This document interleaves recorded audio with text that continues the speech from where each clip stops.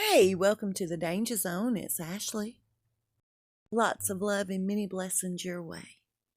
Everything in this video is found on the public domain. Okay, so Princess Beatrice does not want Meghan or Harry at her wedding. She's made it very clear. They don't get along. And in the beginning, her PR people were trying to make it out like she and Eugenie and Beatrice were the greatest of friends. And that's just not the truth of the matter. And it goes a lot further than just the way they behaved, she and Harry, at Eugenie's wedding. They said that Meghan has made remarks about how sloppy the sisters were and has even tried to help them shed pounds and straighten up their style. Can you imagine? Every time I see Meghan and Harry, every time we all see Meghan and Harry, oh my gosh, talk about sloppy. And it's not just Beatrice and Eugenie who do not want them there at the wedding. They say that Sarah Ferguson absolutely despises Meghan and who Harry is with Meghan. And they've kept really a tight lip on their true relationship because it seemed like before they released this information, it was all butterflies and rainbows. They've been going at it for months now, and finally the truth comes out, and it always does. And another couple of people that don't want them around at all anymore whatsoever. Finally, Prince William and Kate have taken every bit of them down to the last semicolon and put them right outside the door. Initially, the plan was just to leave them there, include their information on the royal website, but they don't want them around anymore. Now, rumor has it that they're gearing up, getting ready to set them outside of the family. They're done with them. Major changes are on the way, and this is just the beginning. Here's what I found out about the South African tour. So the real reason for them going, and we all know this now, was due to the fact that they were filming a documentary that's going to benefit their foundation in the future. Here's what I heard about that. Okay, so every time they showed Prince Harry and Meghan on the news or we were reading about them, they always had groups and huddles of people around them, dancing, laughing, having a good time. Well, I've since found out that all of that was bought and paid for. That was in fact staged through a place called Crisis Cast. And you can go to their website and check them out. It's unbelievable. Think false flags. I don't know how you believe, but I believe we've had quite a many false flags, especially over the last 20 or so years. And that's another video for another day. The people that work for Crisis Cast are specially trained actors. This makes me super eager to see this documentary, to know that these are actors, crisis actors. I am really curious as to the message that they're trying to convey through this documentary for the sole benefit of their foundation. And if you've never watched one of my videos before, I have a couple of friends, a man and wife, who have lived there almost 30 years.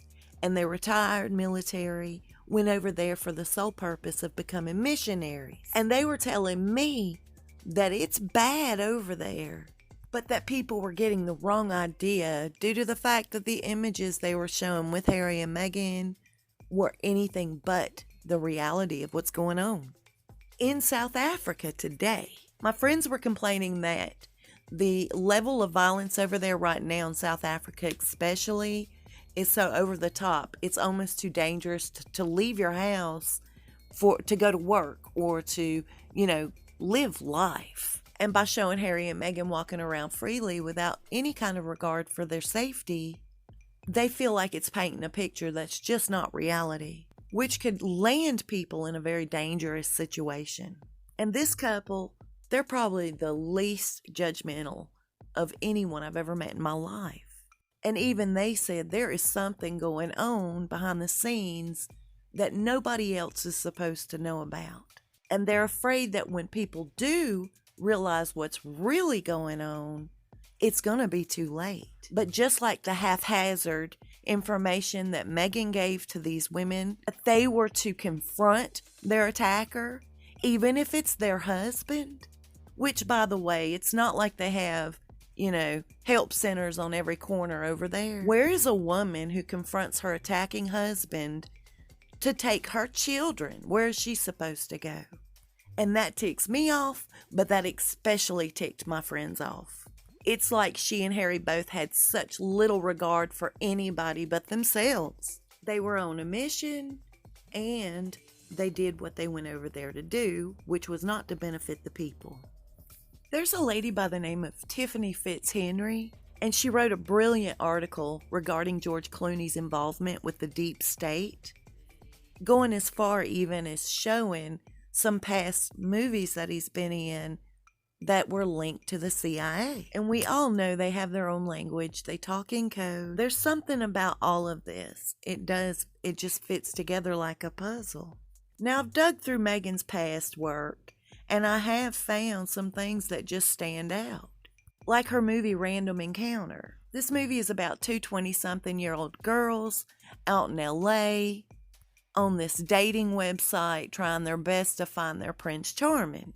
And in the preview it says, "Welcome to LA, sometimes finding Prince Charming is no fairy tale." Now, we've heard that whole line used several times in the media since their relationship started, and that's creepy to me. Something is just, what are the odds? And she says to her friend, you have to be in the right place at the right time, and you get one shot. And then her next movie is called Antisocial, which is what she and Harry have both been called since they've both demanded such big privacy. Now, this movie is an action film. This guy and this girl are dating. They're from two different worlds. Of course, she doesn't want him around his brother, but she gets dragged into it because the boyfriend's in it so deep. They're being watched by all of these people, these gangs and stuff, and it's based out of London. She ends up having no choice. She's gonna go as far as she can go, but what's too far for her? And they're stealing jewelry, diamonds, and gold watches, always watching over her shoulder because she's being watched.